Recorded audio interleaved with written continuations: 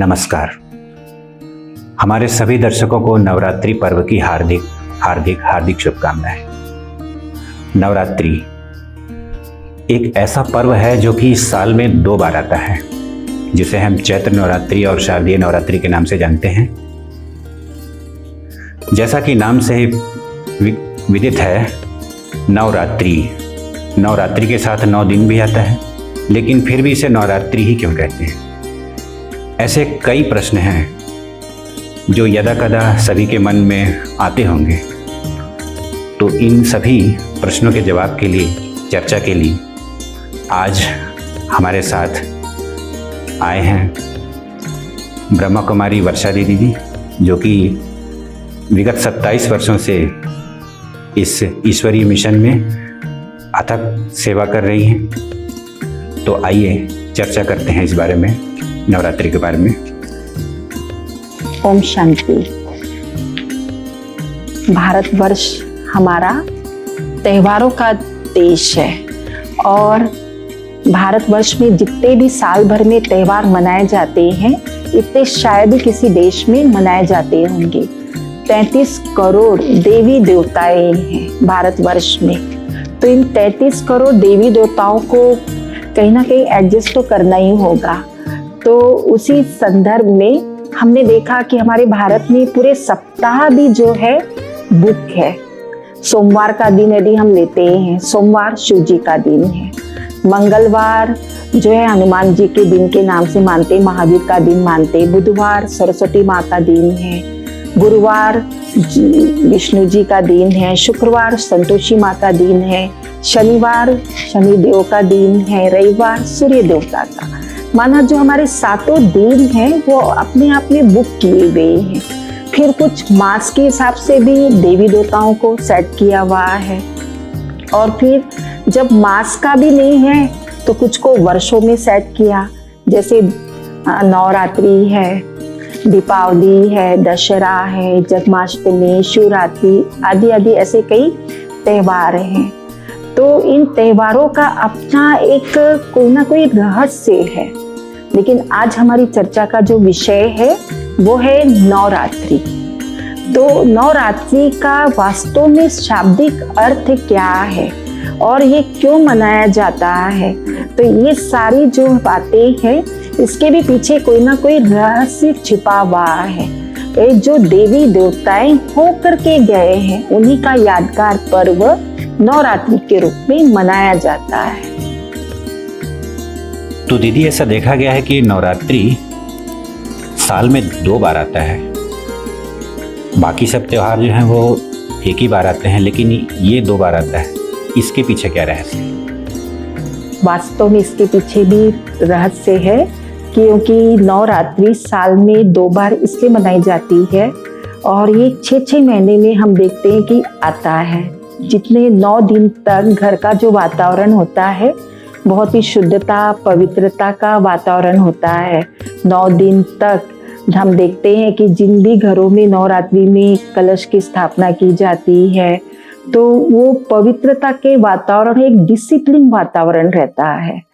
तो वो वातावरण जो है बहुत अच्छे से शुद्धता पवित्रता का सिर्फ 9 दिन तक। एक हमारे यहाँ पर सेंटर पर माता जी आते हैं, तो उन्होंने अपना एक्सपीरियंस बहुत अच्छा सुनाया कि हमारे यहाँ पर 9 दिन तक बहुत अच्छा वातावरण रहता है। तो मैंने उनसे पूछा कि 9 दिन तक, और उसके बाद कहा कि 9 दिन तक बच्चे भी सब जो है डिसिप्लिन में रहते, लेकिन उसके बाद फिर क्या? क्योंकि मनुष्य जो है 9 दिन ही डिसिप्लिन में रह पाता, लेकिन उसके बाद फिर वो जैसा का वैसा कि जो है साधारणता में आ जाता है। फिर घर के वातावरण में वही हल्कापन आ जाता है। इसलिए फिर 6 महीने के बाद फिर रिचार्ज करने के लिए फिर देवियाँ आती है, शक्तियाँ, कि ताकि जो है शक्ति का वो जो वातावरण है घर में बने। हाँ, तो दीदी, देखा गया है कि इस नवरात्रि के दौरान 24 घंटे का जो समय होता है, जो ड्यूरेशन होता है, उसमें दिन भी होता है, रात भी होता है। तो 9 दिन भी तो कहा जा सकता है, नवरात्रि ही क्यों कहते हैं? आखिर रात्रि कहने के पीछे क्या रहस्य है? वास्तव में नवरात्रि को 9 रात्रि ही इसलिए कहा जाता है क्योंकि रात्रि जो है एक अंधकार का प्रतीक है। जैसे हम देखते हैं कि कृष्ण की जन्माष्टमी रात्रि को ही है, लेकिन फिर भी हम कृष्ण की जन्माष्टमी कहते हैं, शिव की रात्रि कहते हैं। जितने भी महान आत्माएं इस संसार में हो करके गई है तो उन्होंने महानता का एक कार्य किया है कि रात्रि जो सूचक है एक अज्ञानता का प्रतीक है कि इस अज्ञान के अंधकार से निकाल हमें रोशनी दे।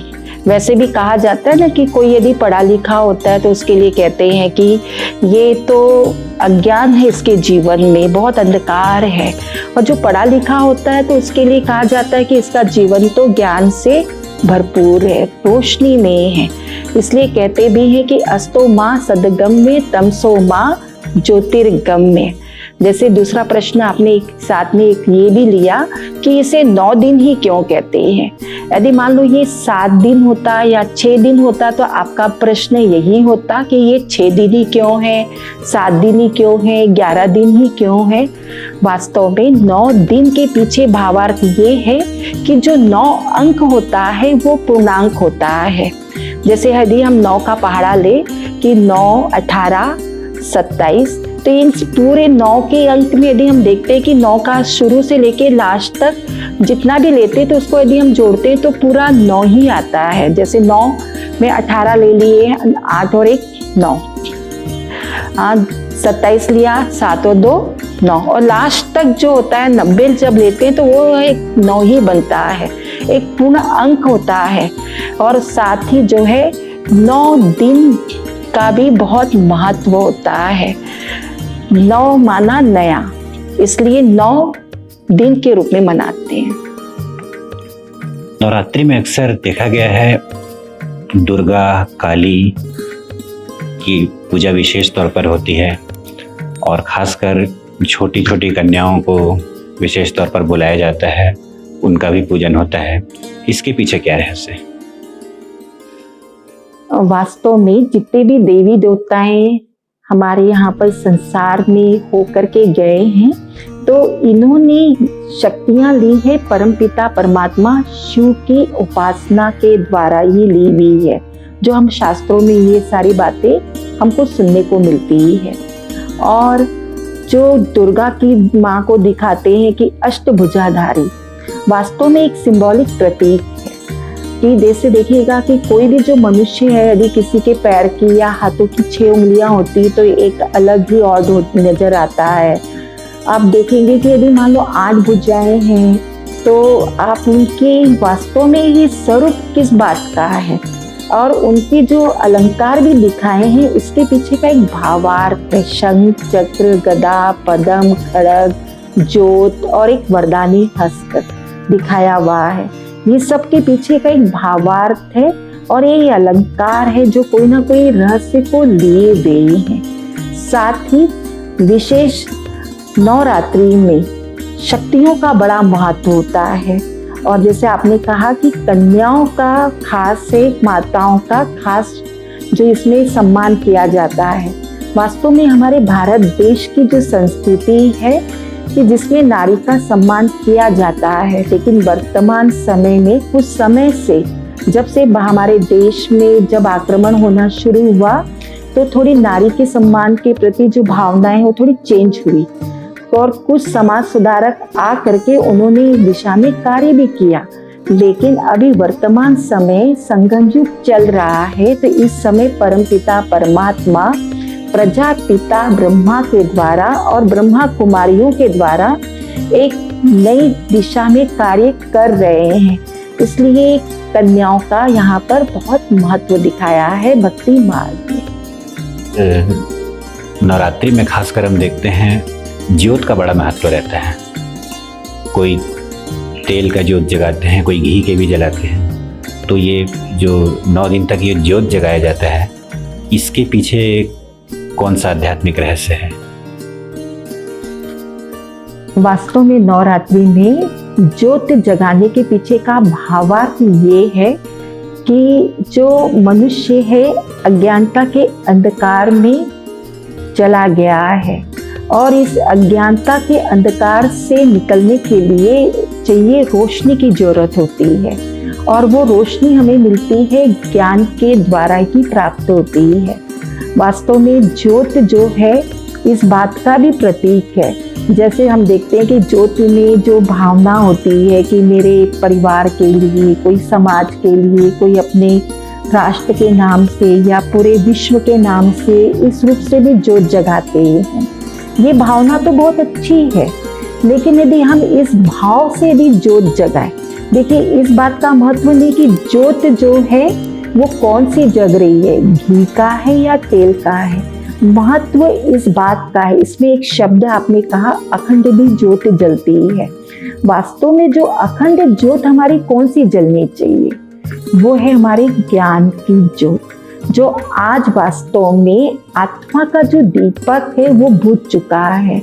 और वही ज्योत जगाने का जो प्रतीक है ये नवरात्रि का पर्व है कि इस अज्ञानता के अंधकार से निकल करके हम ज्ञान की प्रकाश में आए, और ज्ञान का जो प्रकाश है लोह हमारे जीवन में आए और इस अंधकार से हम निकल जाए। तभी तो हमारे जीवन में जो शक्तियां हैं वो आएंगी और आसुरियता जो है हमारे अंदर की वो निकल जाएगी। और ये शक्तियों का पर्व है, इसलिए इसमें ज्योत जगाते हैं। तो ये थे वर्षा बहन जी, जिन्होंने बहुत ही स्पष्ट रूप से एकदम ज्ञान को क्लियर कर दिया, उसके पीछे छिपे हुए आध्यात्मिक रहस्यों को भी हमें समझाया। तो ऐसे ही बहुत सारे रहस्य हैं, अभी भी ऐसे अनसुलझे प्रश्न बहुत सारे हैं जिन्हें अभी जानना बाकी है। कुछ आज जान गए हैं, कुछ जानना बाकी है। तो कल हम फिर मिलेंगे कुछ नए प्रश्नों के साथ। आपका बहुत बहुत धन्यवाद। ओम शांति।